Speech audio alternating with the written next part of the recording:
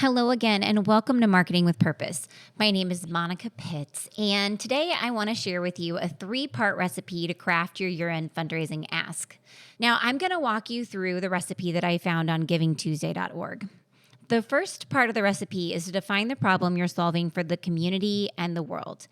Second is show donors that they're a solution to that problem. And then third is prove your organization is the right middleman to make the solution happen. Full warning, though, that while this is an amazing order to present the recipe in, and it totally makes sense the way that they put it, the actual cooking instructions, at least the ones I use, require me to do steps 1 and 3 first, and then tie it all together with step 2 at the end. I like to get all my creative stuff out on the table and then edit it together to make it reflect that my donor is the solution to the problem.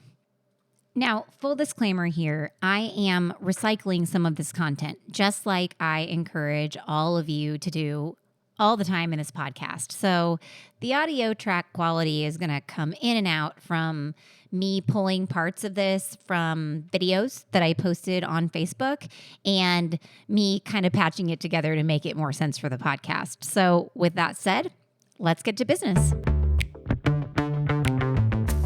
You're on a mission and you just need more people to know about it. And whether you're brand new to marketing or a seasoned pro, we are all looking for answers to make marketing decisions with purpose. I'm Monica Pitts, a techie, crafty business owner, mom, and aerial dancer who solves communication challenges through technology. This podcast is all about digging in and going digital. I'll share my marketing know-how and business experience from almost 20 years of misadventures. I'll be your backup dancer so you can stop doubting and get moving towards marketing with purpose. Now, before we get started, I want you to mark your calendars for October 19th. It's a super exciting day. We have 2 really big things happening on October 19th. The first thing is we kick off our Craft Your Ask 3-day challenge. So dedicate 15 to 20 minutes a day and join us as we write our year-end fundraising asks together with instructions and feedback and support, all on the nonprofit Marketing with Purpose Facebook group. It's free, it's awesome, and the collaboration will really help you make sure you have the right year-end ask for your organization. And then the second thing that happens on October 19th is that registration opens for our year-end giving training. Now, this is the same training that helped our local nonprofits raise over $1.6 million last year. Well, that and like a metric ton of elbow grease and awesomeness, because they are incredibly awesome and they worked really hard to earn all those donations. And I got to tell you, the thank you notes from this training are really what keeps me powering through the whole year, because I know that I'm making a difference for these nonprofits. Now, this year, our training is going to consist of 5 on-demand year-end giving training modules. We will also have social media and email marketing schedules and templates for you to use and modify for your own campaign. And then we'll have live support in our breakout sessions and virtual office hours. And you can get all the details for that training at youmaycreate.com. That's youmayecreate.com. Registration closes November 15th. And with that out of the way, let's get to our episode. Are you ready to craft your ask? Okay, let's start. We are going to define the problem that you solve in your community or the world. Now, if you didn't get to go to our last training event, then I want to remind you, or maybe introduce you to Giving Tuesday's recipe for crafting your conversation with your donors. The first thing that you're going to do is define the problem that you are solving. The second thing that you're going to do is you're going to show your donors that they are the solution to the problem. And the third thing that you do is you show them that you are the right middleman to make it all come together. You're the thing that they need to invest in to make the solution happen. So we're going to start at the beginning with the problem. Now, the problem that you present to your donors is not the problem that you're trying to solve internally. I've had a lot of people that are like, oh, well, Monica, what we need to do is we need to get funding because we need to hire another person. How do we talk to our donors about that? Okay, so some of your donors, you might actually be able to say that directly to. That's great. Other people that you don't know so well, that's probably not the challenge that we're going to focus on. Instead, think about the outcome of hiring that person. What does that person allow you to do as an organization that lets you follow through and do your mission? What is it? That is the reason that you're hiring them. That's the reason that you're fundraising. So that answer will help you understand the problem that you're really trying to solve. Now, your problem should be something that even a person who is not familiar with the intricacies of your organization can totally understand. Okay. So, we're not going to use jargon, we're going to keep it really simple. And we don't want them to have to think too hard about this. We really want them to be able to relate to it.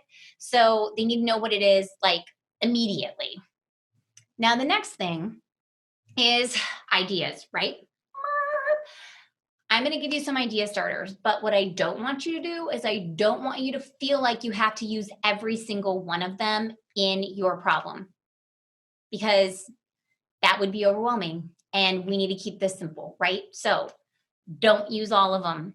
Just use the ones that really fit with your organization and the story that you have to offer. All right, so let's start with the first one. Focus on the good that you do for the world and your community. I want you to ask yourself these questions. Ask yourself, why do you do what you do? And what makes it important? Because somewhere in the answer to that question is likely the problem that you solve. The next thing I want you to do is I want you to consider how COVID-19 has affected your organization. Like, has it increased the need for your services or maybe decreased your funding because you couldn't have those fundraising events? Now, here's the deal. Even though it decreased your funding, that's not what you're going to tell them. You're not going to tell them the problem is that we couldn't have our fundraising events. That's not the problem. The problem is what happened because you had decreased fundraising.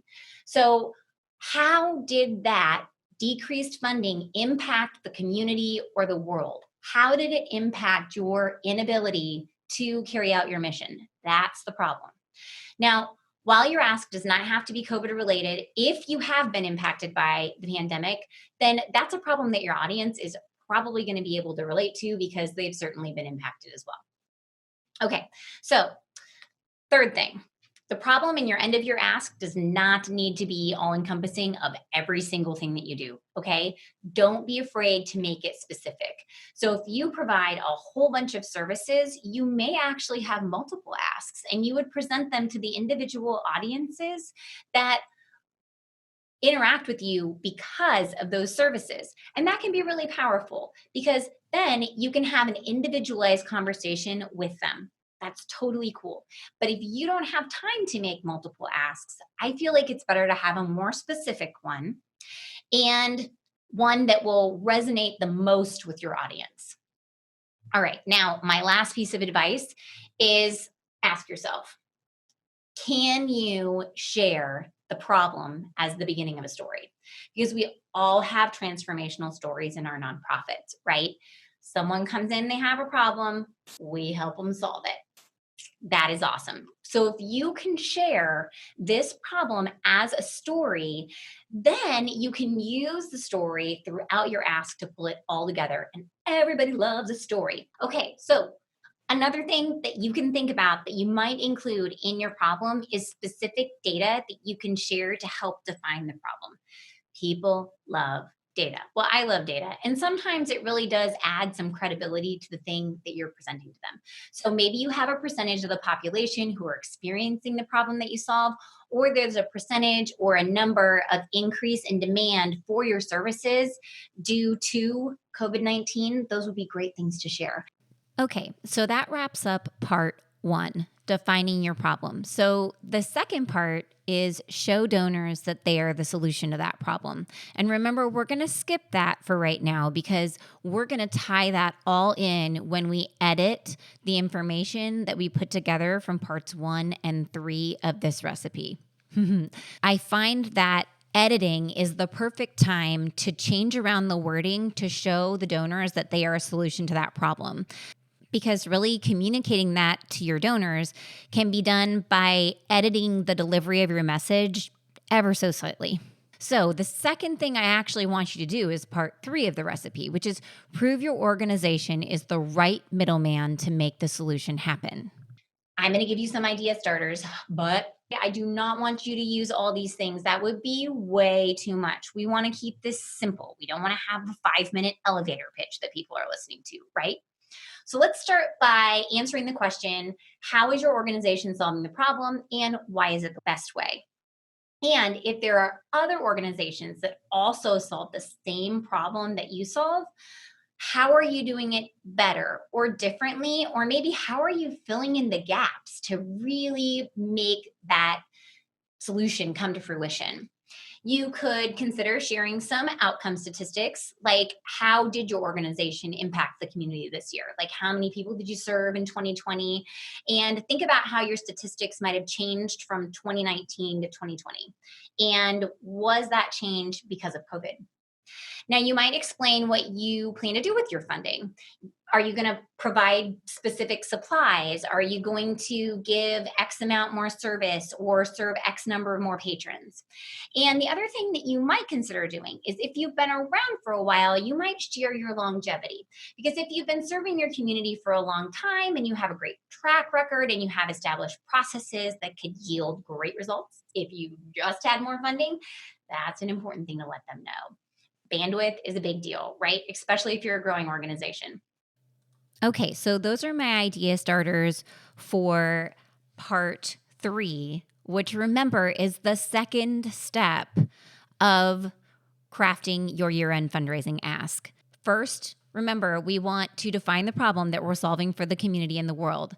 We skipped part 2 of this recipe, though, showing donors they are the solution to that problem. And we moved on just now to talking about how we can prove your organization is the right middleman to make the solution happen. Now, I do this because I like to get all the information out on the table and then I want to edit it. So we're editing this ask to position your donors as the hero. Remember that your donors are a part of your success. We want to communicate with them like they're part of our team. Their donations will be doing the work. So you're going to read over and reconsider your phrasing and ask yourself, can you adapt it to put the donor front and center in that ask? Okay, first, let's start with a grammar lesson from Monica.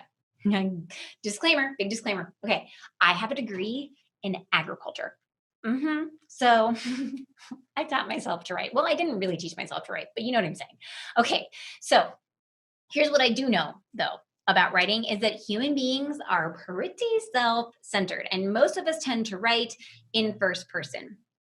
Read your ask. Are you saying the word we a lot? That's first person plural. Now, what I want to try to ask you to do, just try it, all right? See if you can do it. Is try to put it in second person. So, first person plural is we, our, ours. Those are the pronouns that you're going to use. Now, in second person, you're going to use you, your, yours. This is pretty cool.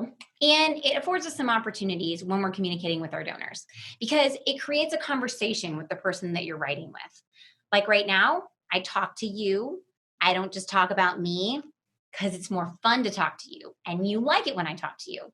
Do the same thing for your donors. All right. It also tends to craft a more approachable message. It's less formal than some points of view. And it ensures that you're telling the story from your donor's point of view and they are the hero, right? So let me give you a few examples. We provide tutoring for our community's youth could be flipped into your donation will provide tutoring for our community's youth. We want to feed 20 more families through the winter could be flipped into will you help us feed 20 more families this winter? Or your support will feed 20 more families this winter. See how that adjusted phrasing kind of makes their donation a solution to the problem? So, your organization, I know this and you know this, is the one making it happen, but you can't do it without their donation. You need funding. So, you're the cart and they're the horse. We need to make sure that the horse is pulling the cart in your ask. All right. So, a couple other things that we're going to make sure that you're doing in your pitch now as we're editing. We're going to make sure that you are clearly asking for a donation. Nothing left to chance here. Asking for a donation, make it specific. Proof it for jargon, We don't want to use a bunch of words that they don't know what they mean. So make it simple. No complication here. Read it out loud.